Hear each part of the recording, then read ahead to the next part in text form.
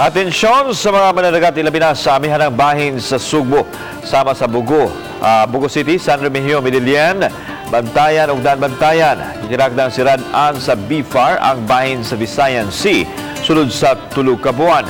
Sugdan ang pagdili sa pagpangisda sa dapit karong Nobyembre 15 hangtod na sa Pebrero 15. Tinguha nini nga mapasanay ang mga isdang tamban o sardines, anduhaw o makiril o malalangsi o herring. Sanglit mao kining panahona ang ilang breeding season.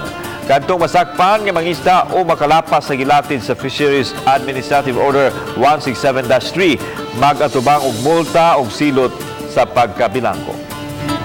Apektado gi sila.